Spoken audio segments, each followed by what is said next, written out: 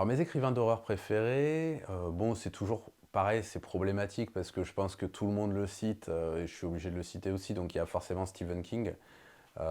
Stephen King, on va pas revenir sur tout ce qu'il a créé, hein, que ce soit Shining, que ce soit Carrie, que ce soit Salem, Salem qui est un des romans les plus terrifiants qu'il ait écrit et qui n'a pas eu d'excellente adaptation cinématographique jusqu'à présent.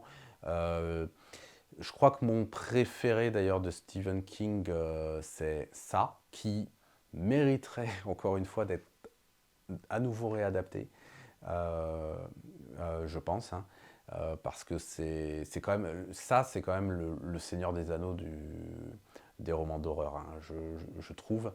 Après Stephen King, je trouve qu'il est brillant. Il est brillant surtout dans ses nouvelles. Parce que dans ses nouvelles, il trouve toujours très souvent, il trouve une fin qui claque. Alors que dans ses romans, il a quand même plus de mal avec la fin, qui est presque toujours la même en fait, qui est presque toujours bon, le bien qui vainc le mal, grâce à des forces plus ou moins divines ou des choses comme ça et tout.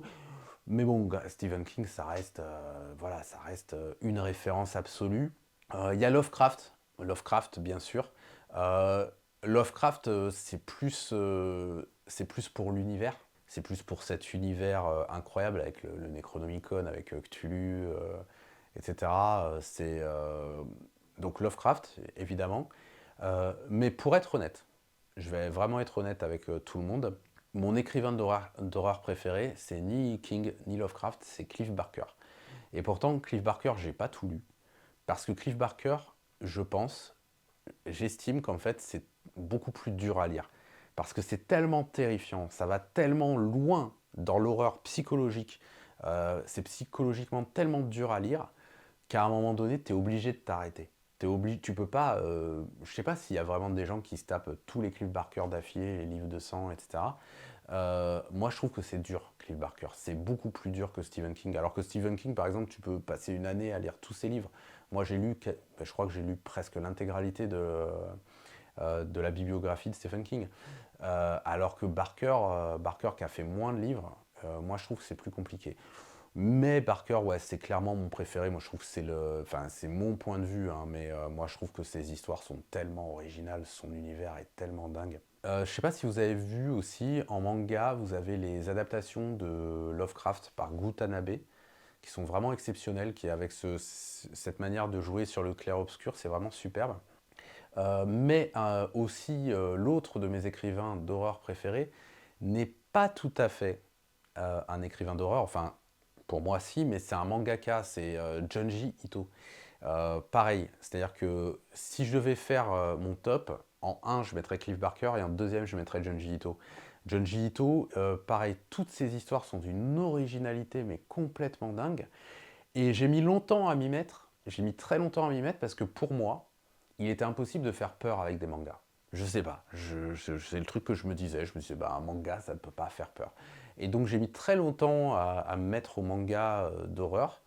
Euh, et Junji Ito, moi, ça m'a sidéré. Ça m'a vraiment sidéré. Euh, c'est tellement dingue, c'est tellement original. Vous y trouverez comment on peut faire peur avec un motif de spirale, par exemple. C'est complètement fou, ce genre de choses. Non, Junji Ito, c'est incroyable. Kazuo Umezu, aussi en manga, que j'ai pu découvrir par un ami, Johan Orzulik, que je remercie. Il y a un écrivain où, je vais être honnête, j'ai jamais osé le lire. Il est très peu, publié en France. C'est un mec qui s'appelle Jack Ketchum. Et Jack Ketchum, j'ai regardé toutes les adaptations de ses livres. Et les adaptations, alors déjà, c'est quelqu'un qui fait de l'horreur. Mais quand je dis de l'horreur, c'est de l'horreur pure. C'est-à-dire qu'il n'y a pas de fantastique dans ce qu'il fait. Et en plus de ça, pour ajouter la dose, c'est tiré d'histoires vraies, ce qu'il fait. Donc c'est de l'horreur tirée d'histoires vraies. Et moi, en voyant les adaptations de ces films, de ces livres, c'est tellement glauque, c'est tellement sombre que je l'avoue, c'est ma barrière. Je n'ai jamais lu de Jack Ketchum.